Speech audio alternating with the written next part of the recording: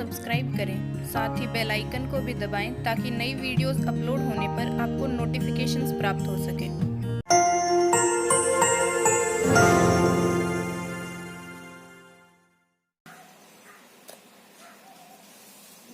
इस वीडियो में हम प्रश्नावली 3 स्टार्ट करेंगे, जो कि है आव्यूह। आव्यूह या मैट्रिक्स। देखो तो इसको हम समझते हैं पहले, आव्यूह मैट्रिक्स होता क्या है। इसके लिए हम एग्जांपल लेते हैं। मान लो अपने पास कोई संख्या दी गई है 1 2 3 4 5 6, हम कोई भी एग्जांपल ले सकते संख्याएं हैं। तो इन संख्याओं का जो व्यवस्थित क्रम है वही आव्यूह कहलाएगा। जैसे हम इनको व्यवस्थित क्रम में लिख दें, जैसे ऐसे लिख दें 1 2 3 4 5 6 और इसको हम ब्रैकेट में बंद कर दें, तो ये कहलाएगा आव्यूह। और इनके बीच में कहीं भी कोमा नहीं लगाएंगे। तो संख्याओं को आयताकार या वर्गाकार क्रम में लिखना ही आव्यूह है, या विन्यासों में लिखना ही आव्यूह है। देखो जैसे हम दूसरे रूप में इसको लिख सकते थे, यहां से 1 2 3 4 5 6, इसको ब्रैकेट में बंद कर देना, ये आव्यूह है। या ये संख्या हो गई, या कोई समान राशि है, हम कोई समान राशि ले लें, जैसे उनके पास आ जाए ए बी सी डी। अब इसको हम लिखते हैं ए बी सी और डी, और इसको हम ब्रैकेट में बंद कर दें, तो ये सब कहलाएंगे आव्यूह। तो इसको हम बोलते हैं आव्यूह। और आव्यूह के लिए हम ब्रैकेट का उपयोग करते हैं। तो इसके संकेत कई भी हो सकते हैं, जैसे हम चाहें तो ये तो इस ऐसे ब्रैकेट में लिखें, या फिर हम इसको ऐसे ब्रैकेट में भी लिख सकते हैं ऐसे करके, या फिर इसके लिए हम डबल लाइनों का उपयोग करके ऐसे भी इसकी संख्याओं को लिख सकते हैं। जैसे हम लिख सकते हैं 0 1 1 2, ये भी आव्यूह है। जैसे यहाँ लिख दें A B C D E F, ये भी आव्यूह है। तो ये तो हो गए आव्यूह के संकेतन। अब देखो आव्यूह को हमेशा पंक्ति और स्तंभों के रूप में लिखा जाता है। देखो ये जो लाइन है यहाँ से 1 2 3 हम जिसमें ले रहे हैं, तो इसको कहते हैं पंक्ति, इसको बोलते हैं पंक्ति, या इसको हम बोलेंगे पंक्ति बोलते हैं रो। तो अब ये तो होगी इसके लिए R1, और इसी प्रकार ये भी क्या कहलाएगी पंक्ति, और सेकंड दूसरी पंक्ति, तो इसको बोलते हैं R2, तो ये पंक्ति कहलाती है। इसी प्रकार देखो ये सीधी, जैसे ये जो लाइन पंक्तियां थी, तो ये कहलाता है स्तंभ, या इसको बोलते हैं कॉलम। जैसे ये अपने पास आ गया यहां से यहां तक, ये जो लाइन है 1 2 3, तो इसको बोलते हैं कॉलम या स्तंभ। जैसे C1 है, ये दूसरा कॉलम है, ये कहलाएगा C2, ये कॉलम कहलाता है। देखो अब इसमें यहां से ये देखें तो इसमें 2 तो पंक्तियां हैं और 3 कॉलम है। तो देखो हम इसको ऐसे भी लिख सकते थे, यहीं से इसी को ऐसे और एग्जाम्पल ले लें, हम कोई भी और एग्जाम्पल ले लें। जब उनके पास ये आ जाए 0 1 2 3 1 1 0 1 0 या 2, कुछ भी हम ले सकते हैं ऐसे। देखो अब एक ये भी आव्यूह है।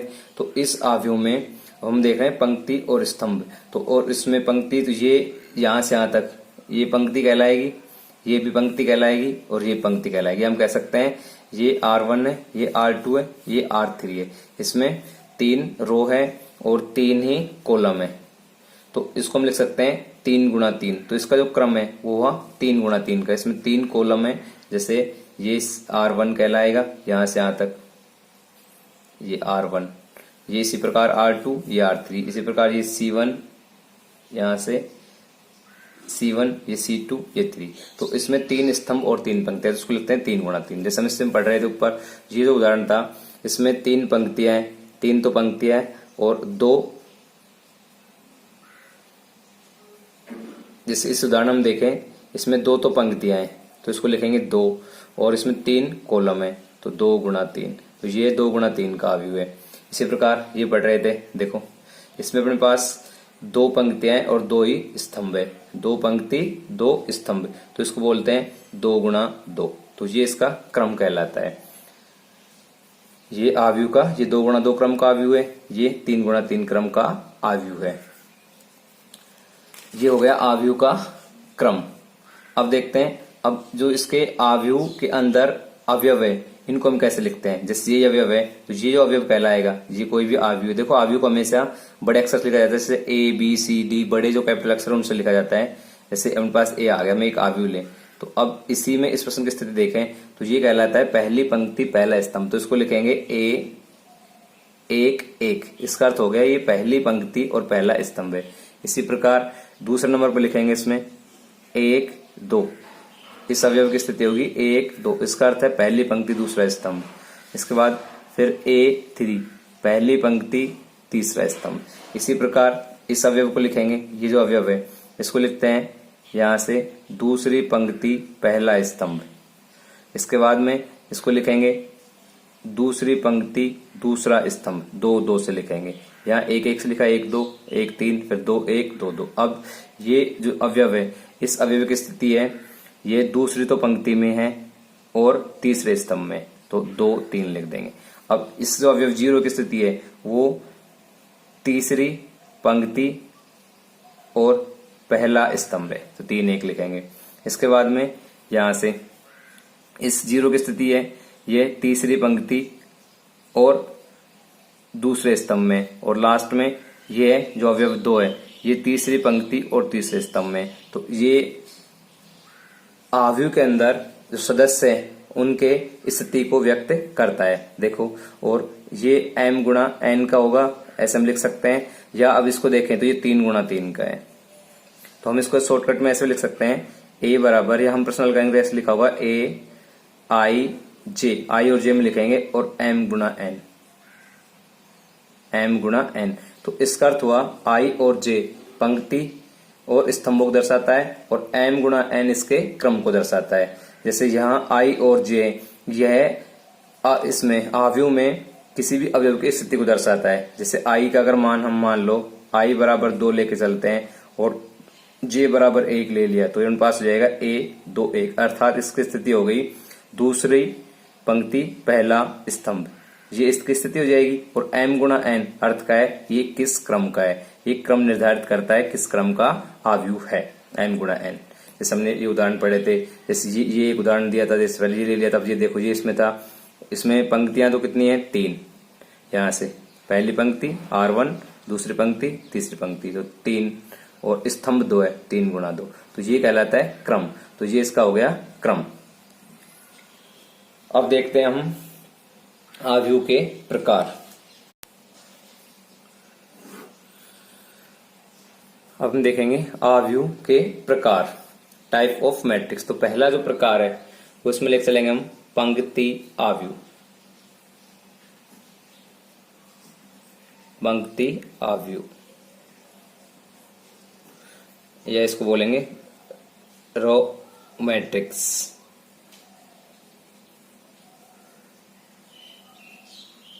देखो, अब इसमें नाम है पंक्ति अवयव, तो नाम से पता लग रहा है कि एक पंक्ति लेना है। तो हमें देखो पंक्ति जैसे होती है ये 2 4 5, ये एक लाइन है, लाइन को हम बोलते हैं पंक्ति।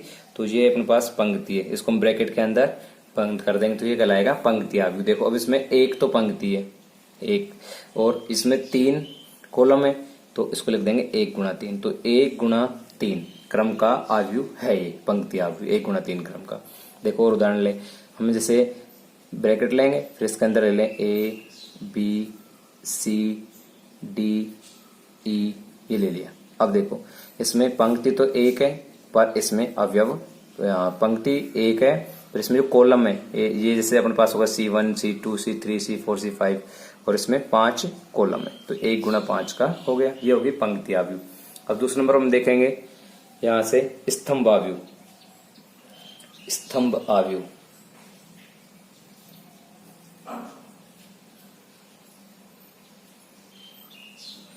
अब स्तंभ अवयव को बोलेंगे कॉलम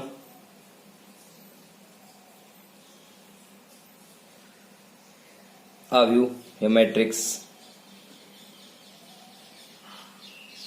देखो, अब जैसे यही था 2 4 5, तो हम इसको ऐसे लिख दें ब्रैकेट के अंदर 2 4 5, और यहां लगा दें ब्रैकेट यहां से। तो अब ये स्तंभ अवयव में आता है। और अब इसका जो क्रम है, देखो इसमें यहां से पंक्तियां, ये तो उन पास होगी पहली पंक्ति, तो ये तो अपने पास है यहाँ से R1, ये दूसरी पंक्ति हो गई R2 और ये तीसरी पंक्ति हो गई R3। तो इसमें 3 तो पंक्तियां हैं और इसमें कॉलम सिर्फ एक है C1। तो ये 3 गुणा एक क्रम का स्तंभ आव्यूह है। इसी प्रकार जैसे हम और उदाहरण ले लें, जैसे कोई भी संख्या ले लें A, C, F, G ऐसे लिख दिए। देखो अब यहां से देखें तो इसमें भी यहां से R1, R2, R3, R4 4 तो अपने पास इसमें पंक्तियां और एक स्तंभ है, तो 4 गुणा एक स्तंभ, तो ये कहलाएगा स्तंभ आव्यूह। अब देखते हैं नेक्स्ट शून्य आव्यूह। शून्य आव्यूह वह आव्यूह जिसका प्रत्येक अवयव शून्य हो, शून्य आव्यूह कहलाता है। तो हम पढ़ लेते हैं पहले शून्य आव्यूह या जीरो आव्यूह। इसको हम जीरो आव्यूह भी बोल सकते हैं। देखो किसी भी आव्यूह, जैसे ये स्तंभ आव्यूह था, तो इसके अगर सभी सदस्य जीरो हो जाए, जैसे हम ये ले लें, हम इनको ध्यान रखना हमेशा इनको बड़े A B C D से लिखना होता है। जैसे हम ये ले लें A, या मैं इसको लिख दूं यहां से 0 0 0 0, तो ये शून्य आव्यूह कहलाएगा। और शून्य आव्यूह को हमेशा बड़े अक्षर 0 से या बड़े 0 से या O से लिखते हैं। तो यहाँ A की बजाय हम इसको 0 से लिखेंगे या फिर इसको O, ऐसे बड़ा O से लिखेंगे, तो ये कहलाएगा शून्य आव्यूह। तो ये 2 गुणा 2 क्रम का शून्य आव्यूह है। शून्य आव्यूह जिसके सभी अवयव शून्य हो। अब पढ़ते हैं वर्ग आव्यूह। देखो अभी तो हमने देखा था आयत आव्यूह 2 तरह का होता है, आयताकार और वर्गाकार। तो देख लेते हैं वर्ग आव्यूह। वर्ग आव्यूह वह आव्यूह जिसमें पंक्ति में स्तंभ की संख्या समान वर्ग आव्यूह कहलाएगा वर्ग आव्यूह।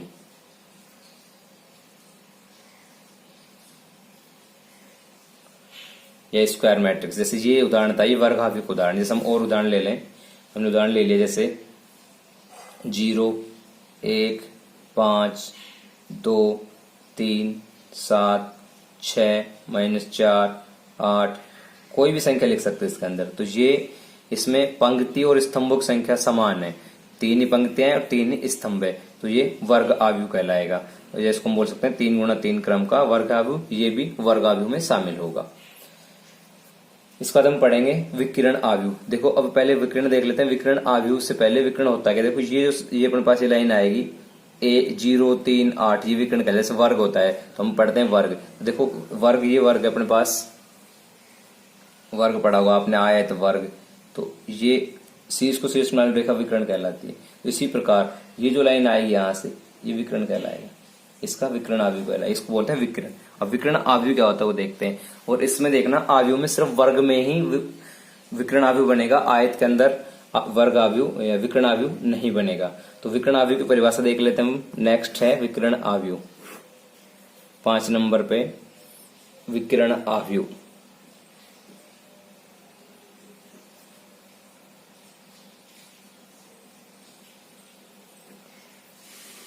या डायगोनल्स मैट्रिक्स।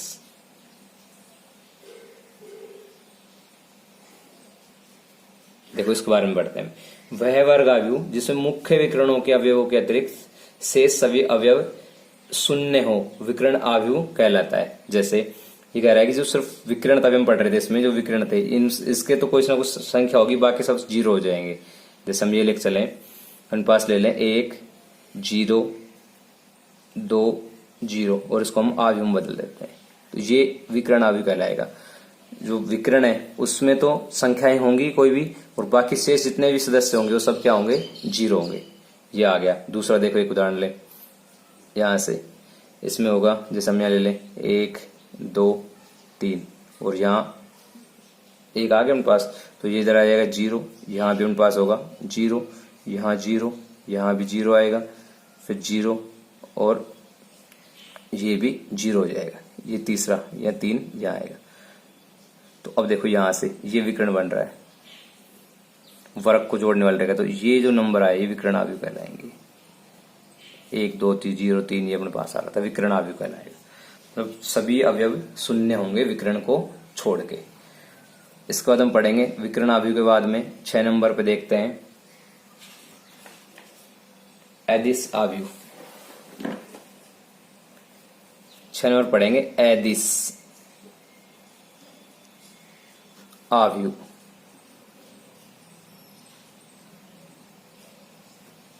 देखो एदिश आव्यूह में क्या होगा, वह विकर्ण आव्यूह जिसके मुख्य विकर्ण के सभी अवयव समान हो एदिश आव्यूह कहलाता है। जैसे वही हम पढ़ रहे थे यहां से, ये विकर्ण आव्यूह, तो अगर इसके यहां से 1 2 3 लिए हमने, अगर ये सारे जो इसके अवयव है ये अगर समान है तो एदिश आव्यूह में बदल जाएगी। जैसे हम इसमें लिख लेते 1 0 0, ठीक है। फिर इसमें लिख लेते हम यहां से 0 फिर 1 और फिर हमने लिया 0 फिर ले लिया 0 0 और 1 और इसको हम इसमें चेंज कर देते हैं। तो यहाँ देखो ये सब एक एक एक ही कर रहे हैं, एदिश आव्यूह कहलाएगा। दूसरा उदाहरण लेके देखें, हम दूसरा उदाहरण लेते हैं। जैसे हमने ले लिया यहाँ से, पहले हमने ले लिया 3 फिर 0 0 फिर 0 आ गया फिर 3 आ गया फिर 0 आ गया 0 0 3। तो यहाँ जो विकर्ण है, विकर्ण के जितने भी सदस्य हैं, जैसे 3 3 3, इसमें कोई संख्या विकर्ण में समान संख्या है, तो विकर्ण में अगर समान संख्या है तो एदिश आव्यूह कहलाएगा। ये विकर्ण आव्यूह है, पर विकर्ण अगर समान हो तो एदिश आव्यूह कहलाएगा। अब हम पढ़ते हैं इकाई आव्यूह। इसके बाद में इकाई आव्यूह। देखो इकाई आव्यूह में क्या होगा, अगर जैसे इकाई आव्यूह यही है, जैसे 1 1 1 1 लिया, तो किसी भी वर्ग आव्यूह में अगर विकर्ण का मान 1 है तो वह इकाई आव्यूह कहलाएगा। इकाई आव्यूह।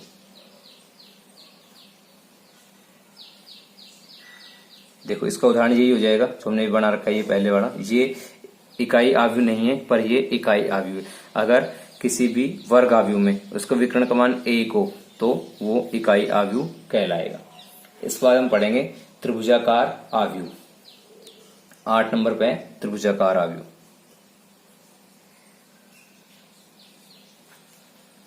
त्रिभुजाकार आव्यूह। देखो इसमें 2 तरह के होते हैं त्रिभुजाकार आव्यूह। एक होता है ऊपरी त्रिभुजाकार आव्यूह, एक निम्न त्रिभुजाकार आव्यूह। देखते हैं ऊपरी त्रिभुजाकार आव्यूह। तो ऊपरी त्रिभुजाकार होते हैं वह वर्ग आव्यूह जिसके मुख्य विकर्ण के नीचे के सभी अवयव शून्य हो, वो ऊपरी त्रिभुजाकार आव्यूह कहलाता है। जैसे अपने पास उदाहरण ले लें हम, 1 2 3 और यहाँ ले लिया हमने 0। देखो ये एक आव्यूह है। तो अब इसमें यहां से ये देखो त्रिभुज बना लेगा। ये जो अवयव है ये त्रिभुज बना रहे हैं, यहां से ये एक त्रिभुज बन रहा है यहां से, तो ये कहलाता है ऊपरी त्रिभुजाकार आव्यूह। मतलब यहां से इसके जो नीचे की तरफ है वो 0 होगा और बाकी अवयव कुछ भी हो सकते हैं। जैसे अगर हम यहां से और उदाहरण लें, 3 अवयव का उदाहरण, 3 वाला उदाहरण लें, तो उन पास ये आ जाए 1 2 3। इसके बाद हम यहाँ ले लें 0 4 0 और यहां मैंने ले लिया 5। देखो यह भी एक त्रिभुजाकार आव्यूह है। अब यहां से देखो ये ऊपर की तरफ ये पूरा त्रिभुज बन जाएगा, ये त्रिभुज में आ जाएंगे। यहां से ये जो अवयव है सब के सब ऐसे एक त्रिभुज के रूप में आ रहे हैं, तो ये कहलाएगा त्रिभुजाकार आव्यूह। ये ऐसे त्रिभुजाकार, इसके नीचे के सभी सदस्य वो क्या होंगे, शून्य। अब दूसरा हम पढ़ेंगे ऊपरी त्रिभुजाकार आव्यूह, तो वो इसका अपोजिट होगा। नंबर 2 निम्न त्रिभुजाकार आव्यूह।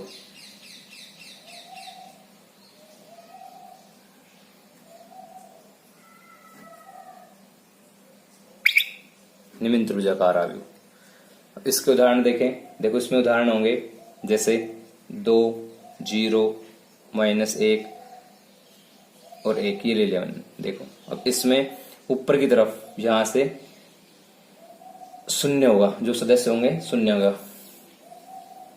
ये इसकी परिभाषा है, वह वर्ग आव्यूह जिसके मुख्य विकर्ण के ऊपर, जो मुख्य विकर्ण इसका विकर्ण है, इसके मुख्य विकर्ण के ऊपर जितने भी अवयव सब शून्य हो। ये शून्य, तो ये निम्न त्रिभुजाकार आव्यूह कहलाएगा। इस चैनल को सब्सक्राइब करें, साथ ही बेल आइकन को भी दबाएं ताकि नई वीडियोस अपलोड होने पर आपको नोटिफिकेशंस प्राप्त हो सके।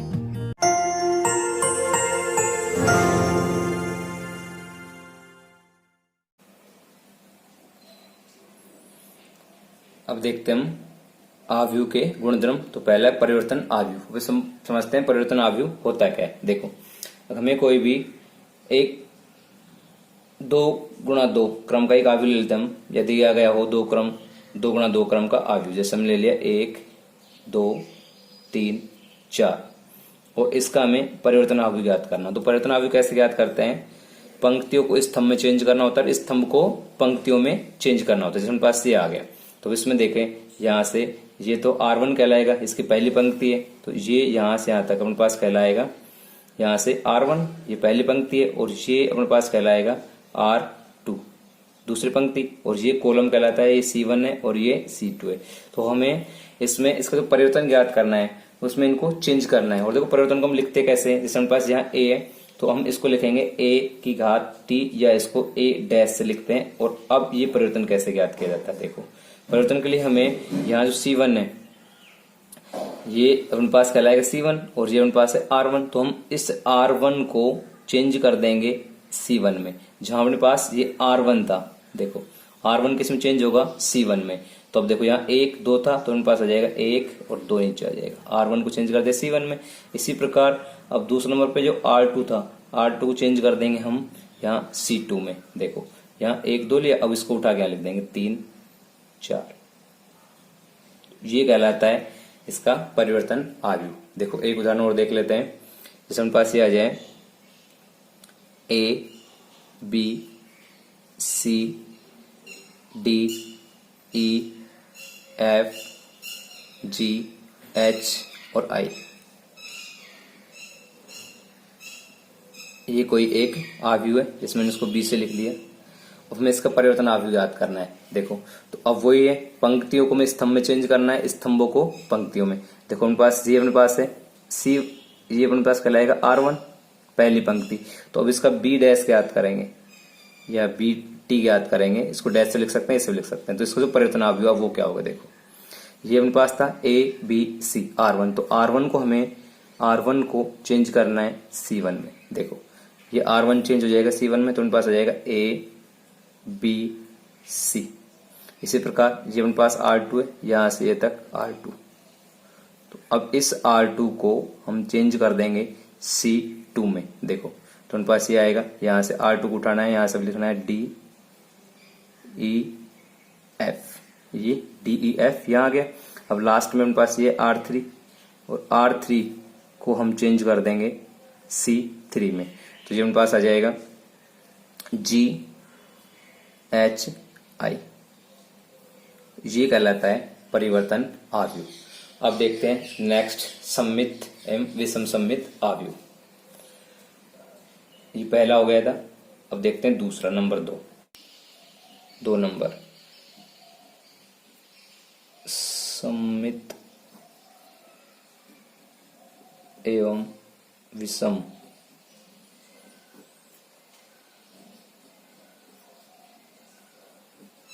सममित आव्यूह।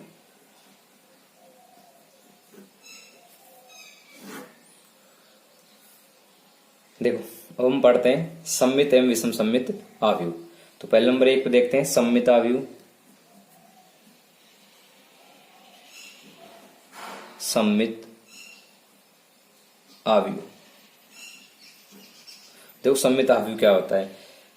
सममित आव्यूह का अर्थ है अगर हमें मान लो A कोई आव्यूह दिया गया है और A का परिवर्तन आव्यूह हम ज्ञात करें और वो दोनों समान आ जाए। जैसे A आव्यूह दिया गया है, इसका परिवर्तन ज्ञात करें और परिवर्तन करने के बाद दोनों समान आ जाए, तो ये सममित आव्यूह कहलाए। जैसे एक उदाहरण ले, मान लो हमने पास दे रखा है A का मान हमें दे दिया जाए, जैसे 2 दिया गया हो, -3 हो, और यहाँ है -3 और 4, ये एक आव्यूह है। अब इसका हम परिवर्तन आव्यूह ज्ञात करेंगे। देखो इसका परिवर्तन करते हैं तो यहाँ a⁻t ज्ञात करेंगे। तो a⁻t ज्ञात करने के लिए हम क्या करते हैं, जैसे अपने पास ये जो लाइन है ये R1 कहलाएगी, तो R1 को हम चेंज करते हैं C1 में।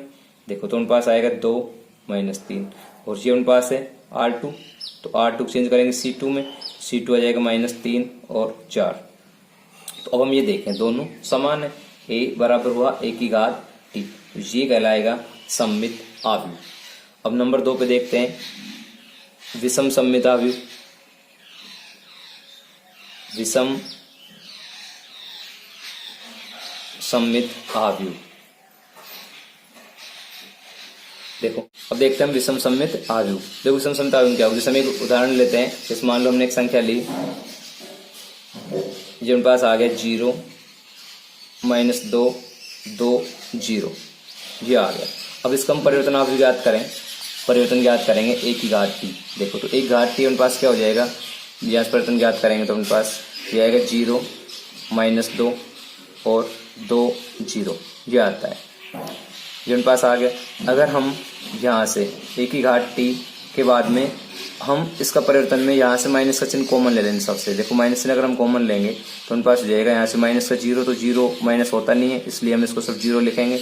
और ये अपने पास हो जाएगा माइनस के 2, माइनस चिन्ह कॉमन लेने के बाद ये अपने पास हो जाएगा 2 और ये 0। देखो ये और ये दोनों समान है, तो वापस से अपने पास आ गया माइनस है। इसका अर्थ हुआ अगर हमें कोई a आव्यूह दिया गया है और a आव्यूह का हम परिवर्तन आव्यूह ज्ञात करें और वापस से वो माइनस a आ जाए या माइनस चिन्ह बाहर आ जाए, तो ये इसका विषम सममित आव्यूह कहलाता है। सममित आव्यूह में ये दोनों बराबर हैं, विषम सममित आव्यूह में यहाँ माइनस चिन्ह आ जाएगा, बस यही विषम सममित आव्यूह है।